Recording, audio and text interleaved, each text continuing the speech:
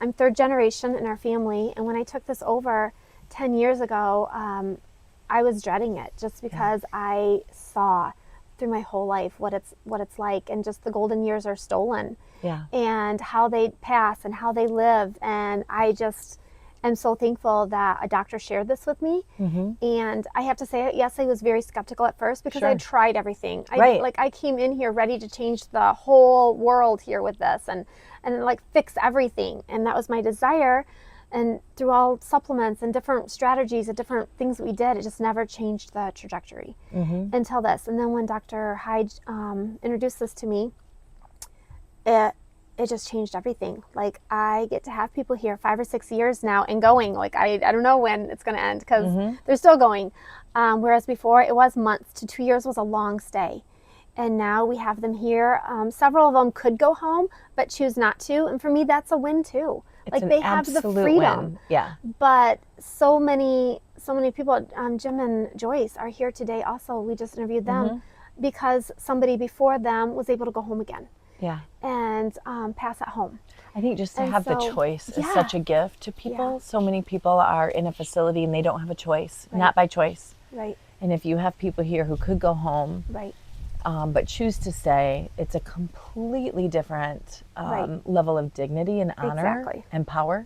Exactly. But it's a choice that they have, and that's a blessing in and of itself for them to have that freedom of choice. Yeah. Which many people don't. Yeah. So having that is huge, and then just how they're living. It's just a different way. Like everybody says here, I have to pay for it for everybody here because their care is easier. It's easier to staff when the care is this easy. Right. People love to come to work here because they're not sitting around in wheelchairs or heavy lifting or feeding people and just feeling like you can't get everything that you need to be done in a day of a shift. Yeah. It's not that case here. Yeah. People just enjoy their life. And for me, if people can hear about this even sooner, I really believe that it's been therapeutic for us, but I believe with all my heart it could be preventative also.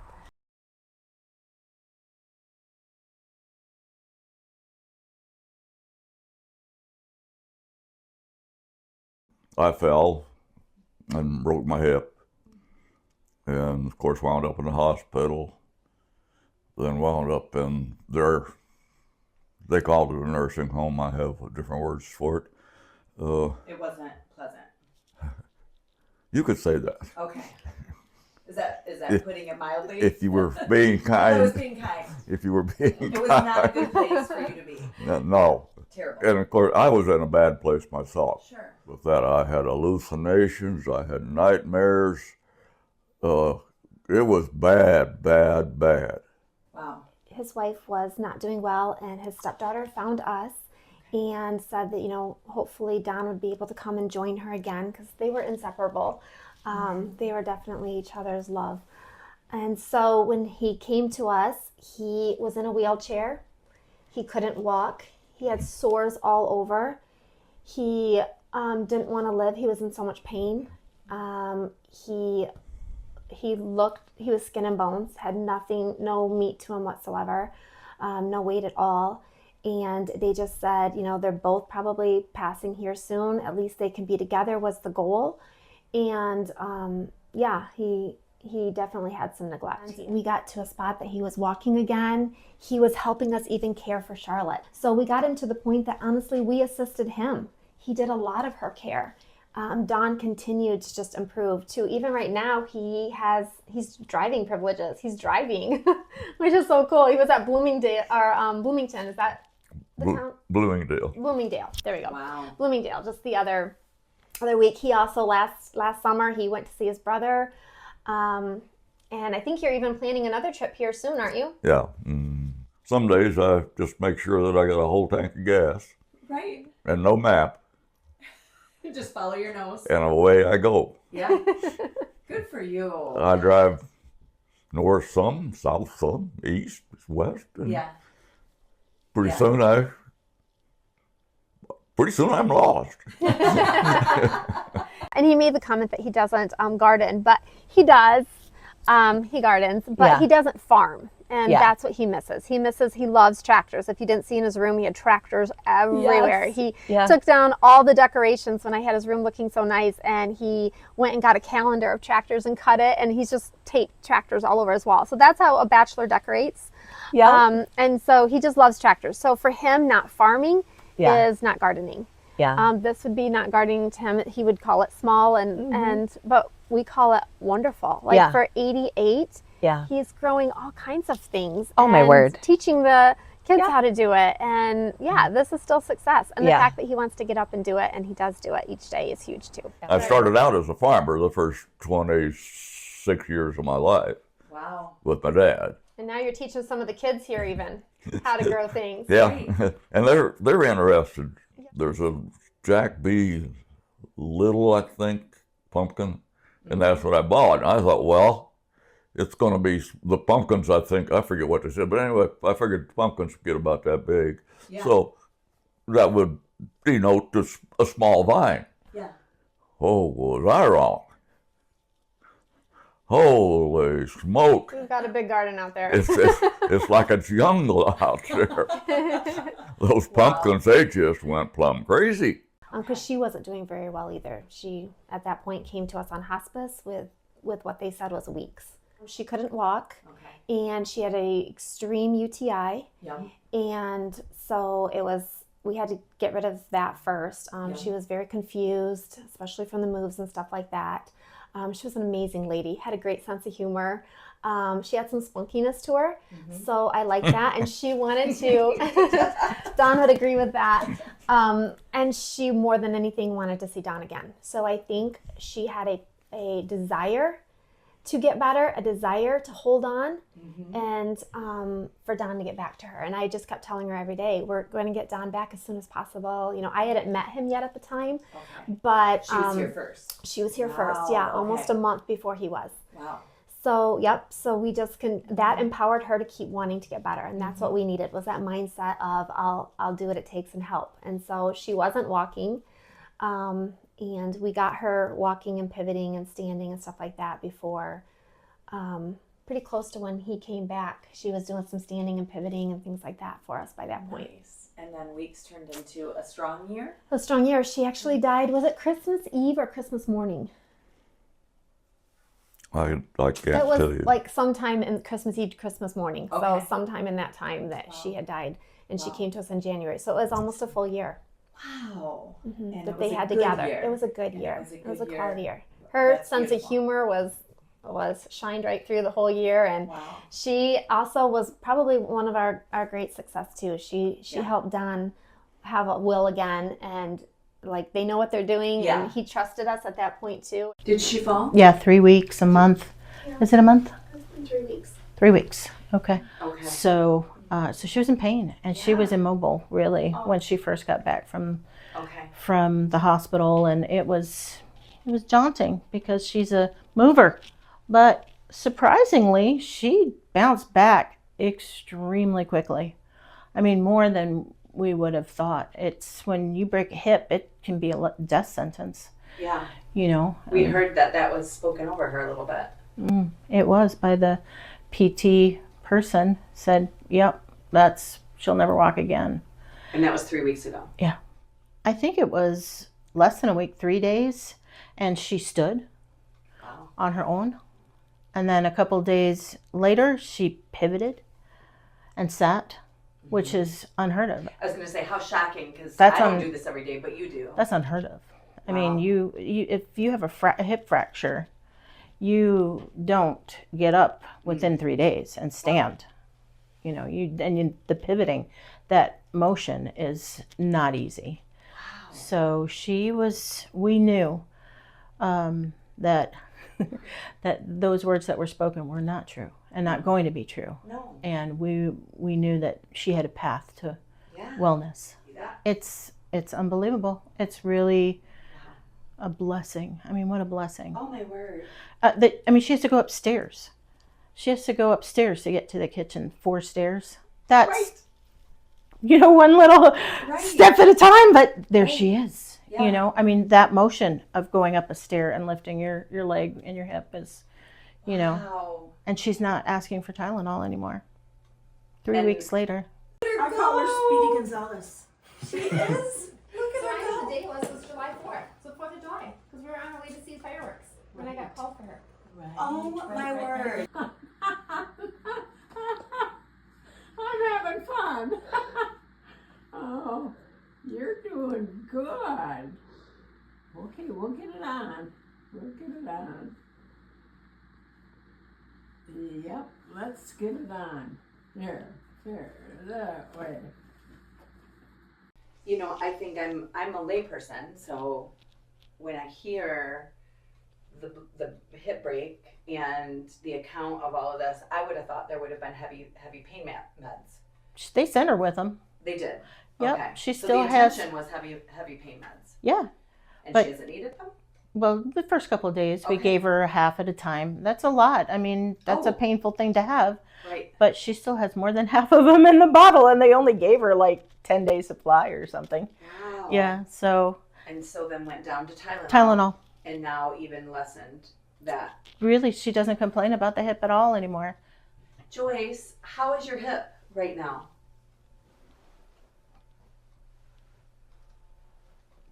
Are you in pain? Oh, no. No. Can I give you a high five? Do you know high five? Yeah. You're pretty tough. She is. And you're pretty amazing. Yes, she is. You know, you've been through a lot. Mm-hmm. Well, there's half of the family there. Yep. Right. Jim? Jim, are you so impressed with her? Oh, am I ever? Unbelievably, the director of the PT, physical therapy, came in and said in front of Jim, which is, you know, in front of us is one thing, but in front of Jim, this man who has, I mean, that is his life partner. I mean, they are peas and carrots. They don't separate. Stressed out that her hip is broken, worried to the max, and the PT director says, she'll never walk again. She's going to get pneumonia and die. Right in front of Jim. I was shocked. The nerve. And so that put a fire under all of us, that we're going to make sure that she succeeds and thrives, not just walks again. Right. When we got here, a different PT was here working with her. How did that PT respond to what she's seeing in Joyce? She's shocked. Okay. She's absolutely shocked. She says it's really only been 3 weeks. And we counted back. Yeah, 3 weeks. And she said, I've never seen this before. I've never seen this type of recovery before. So, right. And this wasn't like you could tell this wasn't someone just out of school. This was more of a seasoned she was PT. A seasoned PT person. She looked like she was probably my age. Yes. But yeah. Yep. And so she's been doing it for many years. Yeah. You know, Wow. and to see someone she was in bad shape when she came back. She Wow. couldn't move. To see that transformation in such a short period of time, she was shocked. When I first came in, I met the residents, and some of them had been here for about, I guess, 2 years.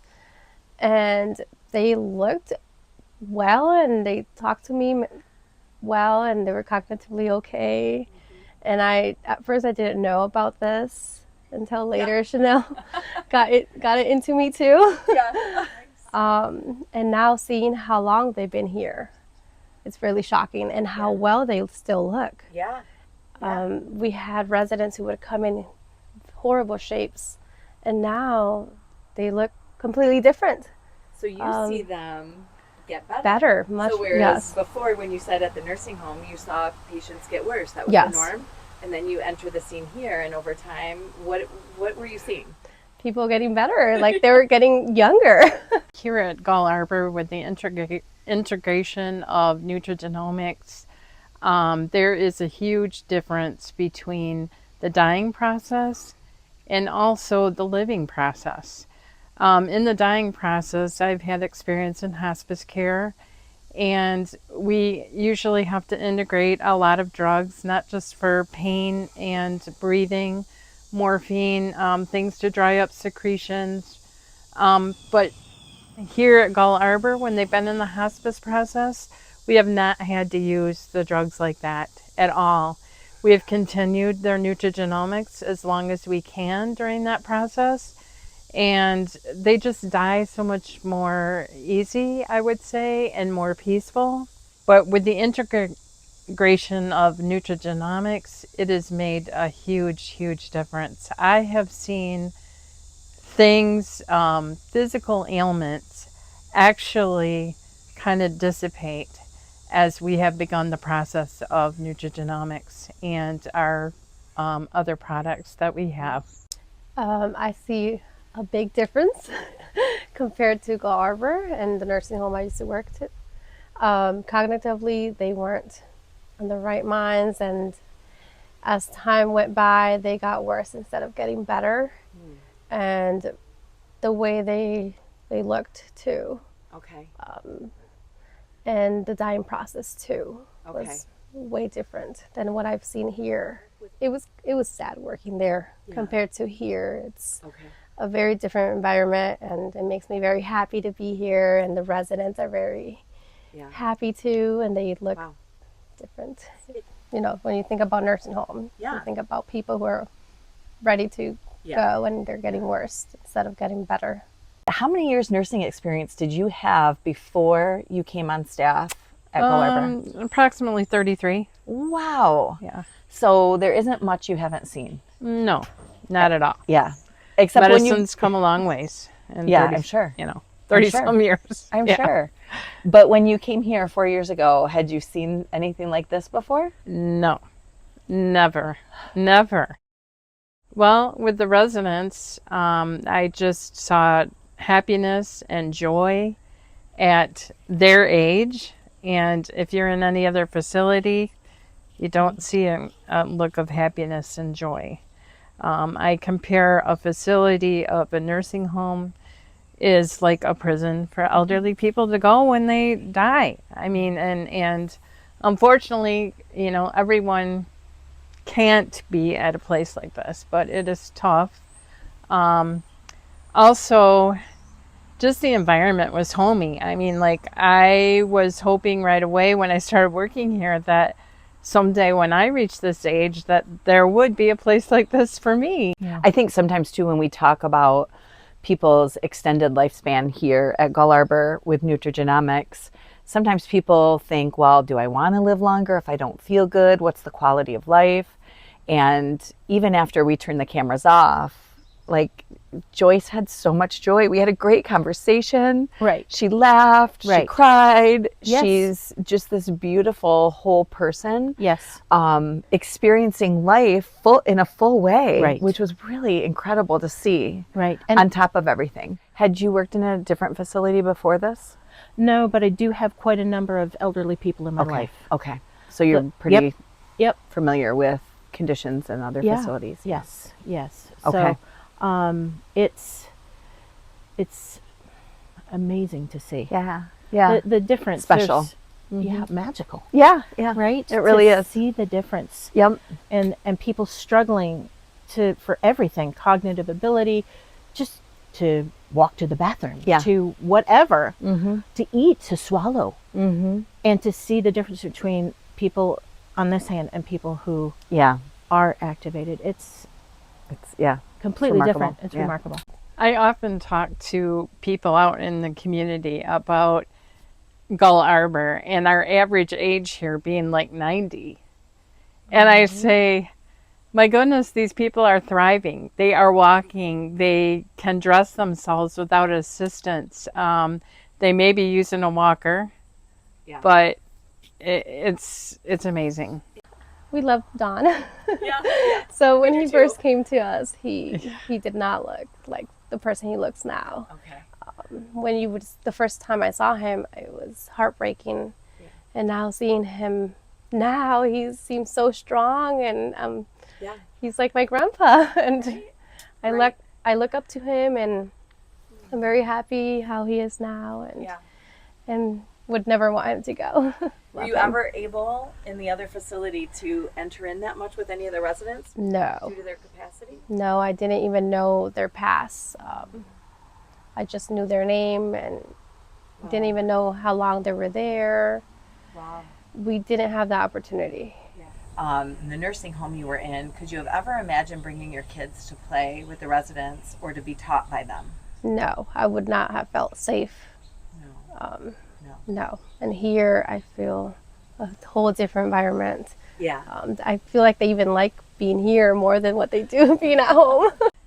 I couldn't believe the average age of the residents being 90 something and that they were thriving. I mean, my 80-year-old mother at the time had just passed 82, had passed away, and she was in a nursing home and was having some mind and mental issues. If I would have known about nutrigenomics then, you know, I could have probably helped my mother along besides using traditional medicine. My husband suffers from a chronic condition called cervical dystonia, and it only gets worse as life goes on. It's caused by a malfunction in the basal ganglia of the brain, and it causes the head and neck to twist and torque.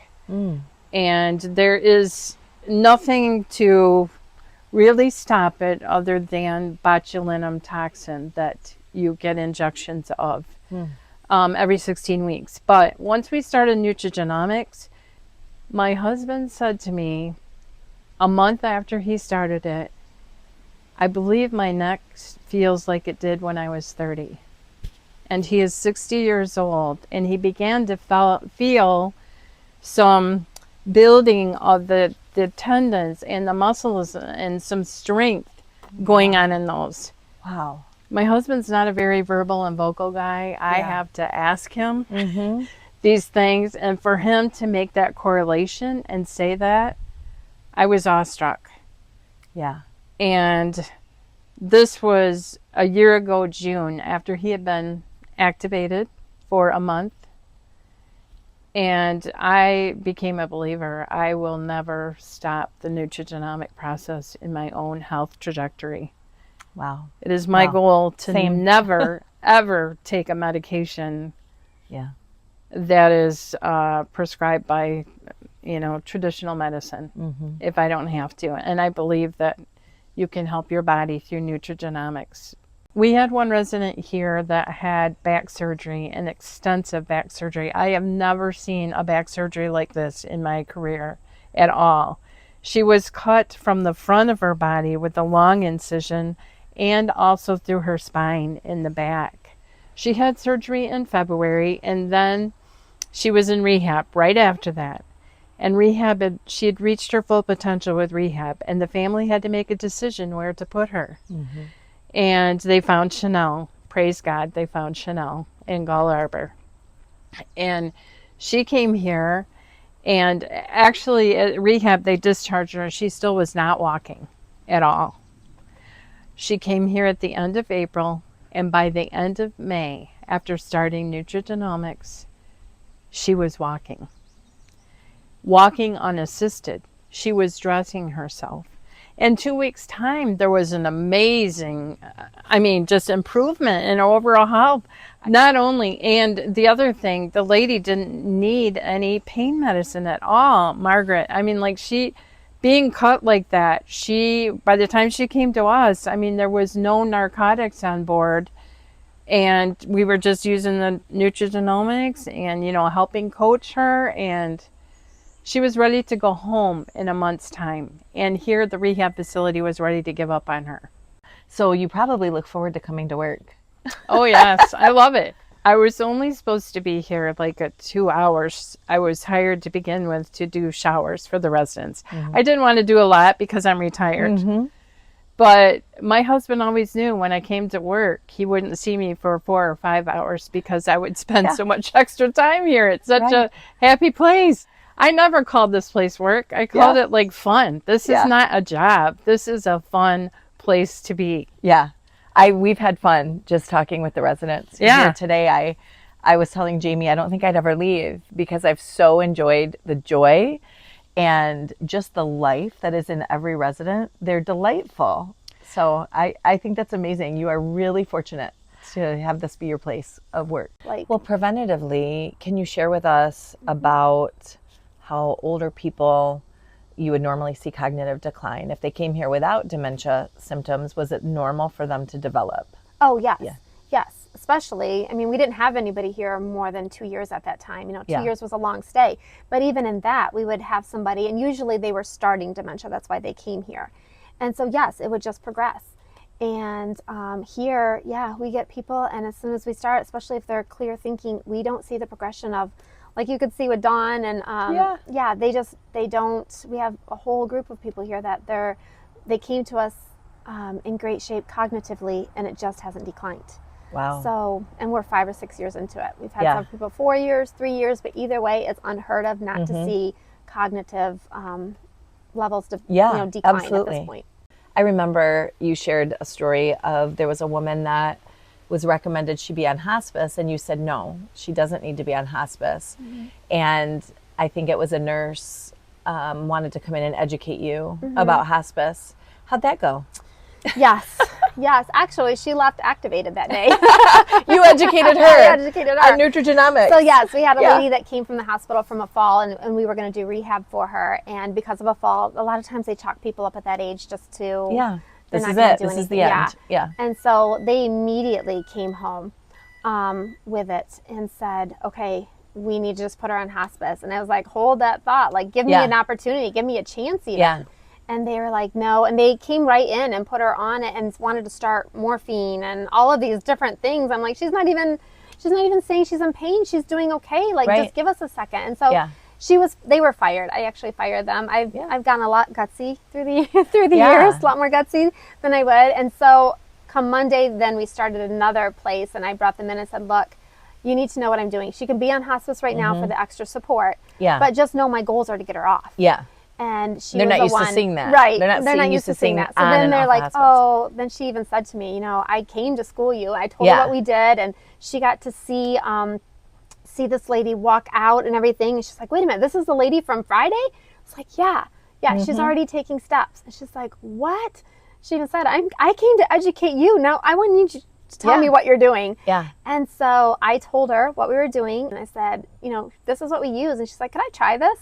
So she did. And that evening she called me. She's like, what Jesus juice did you give me? Because I've always had foot pain. And she said, hours after you gave me that, I didn't have foot pain anymore. I need to know more about this. You know, we've seen kidney function improve. We've seen heart function improve. We've seen cancer. Yeah. Somebody a lot of those past that diagnosis and then told it was supposed to come back and kept getting clear for several years after that. Yeah. So this is a place of defying the odds. Yes. Yeah. You just give your body the capabilities to do what it's supposed to do. Yeah. And I know a lot of people will watch this and think, I want to go there. That's where I want to go. And because people live so long here, there's not openings. And Shanell's created an environment that is small and intimate. And I hope, if anything, this inspires other places to do what you're doing. You can't, not everybody can come here, and we're aware. We're in a little town called Richland, Michigan, and just this beautiful little oasis that we're sitting in. But this should spread, and this is very easy to implement. And I know you're willing to talk to people. I'm always willing to talk to people. And me too. And my goal is for other facilities and nursing homes to do this. Yeah, because grasp it does the vision. change. Yeah, it does change everything. Do you get opposition from medical professionals who aren't used to natural things working? Yes, absolutely. Yes, very much so. I mean, even with Jim and Joyce, we just, you know, the first time I wanted them here because I knew if they went to a rehab place, especially with the PT going in and saying she'll never walk again, she's just going to get pneumonia and die. As soon as they heard that, they would have just given up on her. Yeah. And they would have been like, oh, okay. And they would have treated her as such. We fought for her to come back here. And then even then, you know, having the PT say, she'll never walk again. This is crazy. And I was in a battle that day for sure. Yeah. Of no, you don't understand. But I've been in this so long. I've seen things. So you can't detour me very easily anymore because I just see. So just seeing that, I was like, oh, you know, game on. Like, come back in 30 days. And he even looked at me and said, I'll be back in 30 days. Well, because your confidence doesn't waver. Yeah, it hasn't even been 30 days, and she's walking using the steps, all of those kind of things. So, I'm definitely having him back, and I'm usually not passive aggressive, but there will be a cake there that says you were wrong. I don't think that's passive. It's a great thing to celebrate. I don't think that's passive. Yeah, I don't usually am aggressive. I call it aggressive or bold. Yeah, for sure. But it's he needs to know that. Like, stop stop giving up on people so early and learn what we do and be willing to learn something different. Right. And that's working. And even the PT that came today for Joyce just said, I can't believe this. As a matter of fact, the old PT that refused to take the case and said that she wouldn't walk again keeps calling her and saying, is she walking? And she's like, yeah. She's like, I see that you're still on this case. It should be a closed case by now. She's like, no, she's walking. She's doing steps. And he's just kind of like, what? And he's going to be the one that comes and signs her off next week. So that's what I'm saying. I'm excited to see him again. Eye contact. We should bring the cameras back. Yes, eye contact, and he can look me right in the eye and say, I shouldn't give up so soon. And that's what I want to empower people to do. Don't give up. Our bodies are made to heal, and when they're given the right tools is my word. Yeah, the right tools to do it. We see incredible things. Yeah. My father passed away at the age of 66. I'm in my 50s right now, and he started to deteriorate in his 50s. And at the time, did not know what the diagnosis was. It took us several years to find this diagnosis. We had gone to every major medical center, and nobody knew what was going on with him. But we were seeing, and he was experiencing a deterioration that was unexplained. And finally, at one of the major medical centers we were at, that was also a teaching hospital, they decided to study him and were able to diagnose him with a very rare neurological degenerative disease called progressive supranuclear palsy. It also has a dual diagnosis with corticobasal degeneration, or CBD. So it can be referred to as PSP or CBD. And by the time we got the diagnosis, there had been quite incredible decline. And the physician at the time, of course, once we got the diagnosis, just sent us home. There's no treatment and there's no cure, and there's a strong, strong progression. And so because it attacks the frontal lobe of the brain, that is the part of your brain that controls your muscles and your muscle control. And so he lost muscle control. And usually the first symptom is board falls, just these unexpected non-ability to brace yourself, just you fall stiff as a board. And so he was always a fall risk. But I think what really hit us the most was that he lost muscle control of his tongue. And that took away immediately his ability to speak other than one syllable. And it wasn't a syllable that meant anything. So it was just one sound over and over and over again. It was the only noise he could make. So we lost verbal communication with him years before he passed. And then shortly after that, we started to notice, even though diligently I would work with him, he was in a loving home. We were caring for him at home. We were making sure he had good food. I was doing massage therapy and physical therapy in our pool, trying to keep his muscles moving and working. It's the whole reason why there's a pool in our home, was to work, to try to fight something that was progressing faster than any of our diligent work could keep up with. He lost all muscle control of his facial muscles. So no facial expressions. So we lost verbal communication and we lost facial expression. And it's a scary and very traumatic thing to see someone who has no muscles working in their face. You don't realize how many muscles that it's taking for you to even just hold your skin up, so to say. And that also meant that he couldn't open his eyes because he had no muscles to open his eyelids. And every now and then we would get Botox injections to try to open his eyes, and that would fade away. He had a very hard time feeding himself because he couldn't see, and it was also hard for him to have those motor skills of being able to use a fork. And even sometimes we would try to get him to be able to write, to communicate with us, and that was a struggle because, again, muscle control. And so there was quite a long, very cruel deterioration in his late 50s, early 60s. And then when it was time for him to pass and we felt his body shutting down, it was a very long dying process. It was a very medicated dying process. It was a very violent dying process. Of course, by this time there was no more communication, but I could feel his body in a violent way fighting to live, and we just had to keep medicating him with morphine. And it was a 2-week dying process for him, and then he passed in such a violent way. And such a medicated way that I was the person staying the night with him, administering the morphine around the clock. I thought I killed him from a morphine overdose because I was delirious from giving. I would wake up every so often to make sure he had enough morphine to not be in so much pain. And the morning when I woke up and he had passed, when I reflected on how much I woke up to give him morphine, and I was fairly delirious from lack of sleep, I was certain I had given him, too much. And so then there's, that aspect of it.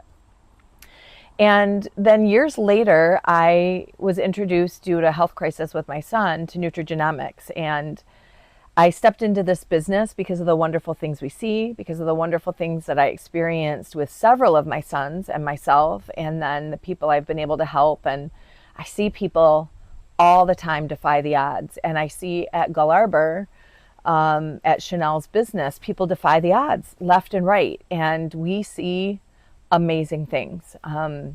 We see things that when people think there's no hope, we see hope, and we see power, and we see people. That Shanell started to see her average stay become in years and not months, and people living strong, and people. Part of what got my attention with this was when Shanell had shared with me that people were going off meds, and they were going off hospice, and they were gaining cognitive skills if they had had dementia. It was radical. But there was always in the back of my mind, maybe, what could have happened, for my dad. Could this have helped my dad? PSP seemed so untouchable. And then one day, I got a call from my friend Shanell, we just love to share Nutrigenomics stories. We're in this business together now. And she, not knowing what my dad passed from, because he died before Shanell and I were friends, she said, and we're gonna use a different name for the resident that she had, and we're gonna call this resident Donna, which is not her real name. She said, I have a resident with supranuclear palsy. And I just thought, what? And she said, and you wouldn't believe how wonderful. She's responding to activation. And again, I'm like, what do you mean? And she had told me that she was reversing every symptom. And I had to go through the laundry list with Shanell. Like, what do you mean? Can she open her eyes? Can she speak? And I had all these questions. And so I want to hand it over to Shanell to kind of share Donna's story. Now, mind you, Donna was in her 90s. My father passed in his 60s. And we know that there should be some age-related impact. So often if certain things hit, it should hit older people harder. And they should have a harder time working through certain progressions of disease, given just their age and the vulnerabilities of aging. So in comparison, in my mind, we have a man who started his progression in his 50s compared to Donna, who started her progression in her 90s. So would you share with us a little bit about what did you experience with Donna? So when Donna first came to us, her life expectancy wasn't long at that point. She was already doing those board falls. And she had loved to read, but she had stopped reading. We were getting her books on CD, things like that from the library so she could continue. She had a dementia component also, where she forgot to mention that. There is a dementia component, but because my dad couldn't speak and communicate, we did notice it in some out of character behavior, but it wasn't as evident as it would be with someone who could speak. Yeah, she was combative when she first came to us, and each morning she woke up, she didn't know where she was at. We had to tell her again. And so, yeah, with this diagnosis, I was prepared that why it's called progressive supranuclear palsy is because it progresses. And so we brought in a team. I educated my staff on what we're going to be doing and the care level that it's going to be taking. And so we started all of this stuff, and she just kind of plateaued. She didn't get worse. which was kind of crazy because we were expecting it to get worse. And she just kind of stayed the same for several months. And we were like just kind of watching her. And after, I would say probably 4 to 5 months, we started seeing her improving, even stronger, better gaits in her walking. She was awake more. She was talking more. She was actually wanting to read a book, picking up books to read. And she was just doing so well. It was subtle, and you didn't notice it because just over time she just kept getting just a little bit more acclimated, kind of is what we thought here. But she just was like awakening. She just kind of came out of this bad dream almost and started functioning well again. And over some time, she went back to her neurologist the first year, and he said she wanted to walk. She really wanted to walk by herself. After a year, she was like, I don't want assistance. I feel really good. And we're like, no, this diagnosis, you can't have, you need a standby assist. We don't want to risk a fall and all this stuff. And that's exactly what the neurologist told her. Like, you have this, there's no such thing as remission. There's no such thing as a cure. So, we really strongly suggest that you stay, having somebody beside you. So she came home feeling really sad about that, a little depressed because she was feeling so good. And she continued on a whole other year, just making great improvements, to the point at some points she was just plain showing off. She would lift up her walker and walk. and she was reading, devouring books. She was feeding herself at the table. We didn't see anything like that. She was just doing so well. She started going out to get her hair done with her daughter. She was shopping. She was living a normal life. And after the second year, she went back again and said the same thing, like, I feel great, I'm doing all of this stuff. And the neurologist kind of just said, there's no such thing as remission, there's no such thing as a cure for this, but you don't really have the markers anymore. Like, I don't know I don't know how to explain this, but if you want to take the risk, you can go home and I will give you permission to walk on your own. And she did. She was so excited about that. She came home, she took herself to the bathroom, took herself to bed. She was just doing really well and excited about that. And she actually lived 5 years, which was amazing, especially being diabetic. She needed less insulin, but she was doing really well. And even the morning she passed was just, she was just extra tired. She didn't feel like eating breakfast. Her vitals were still good. Everything was stable. And she just went back to sleep and just passed. It was beautiful. So I think too, what really stands out to me, well, there's so many things that stand out, but I still am so taken back that on the day she died, she had a conversation, she walked, and she just took a nap. It was so gentle. It wasn't medicated. There wasn't morphine. It was just her body was done. Yep. And she lived until she didn't. Yep.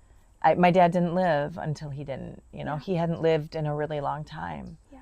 And that what a gift for was. you to, I know a lot of your integration of nutrigenomics doesn't come without a fight.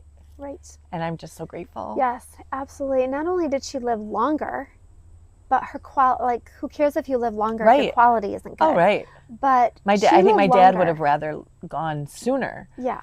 The condition of his the life. quality. Yeah. He hadn't had quality in so long that he didn't want to be alive. And that was one of the cruel things too. Yep. But for her to be able to read and sing and talk and visit and she walk. Had a great personality, and it was just fun. And how old was she? She had after a phone she had right gone next to her, and took calls all day long from her kids. Wow. And she lived 5 years without symptoms. And then at what age did she pass? 97. 97. Yep. Yep. What a pumpkin. It's just incredible what you do. Thank you for fighting for that. Yeah, I absolutely. appreciate She it. had longer life and quality.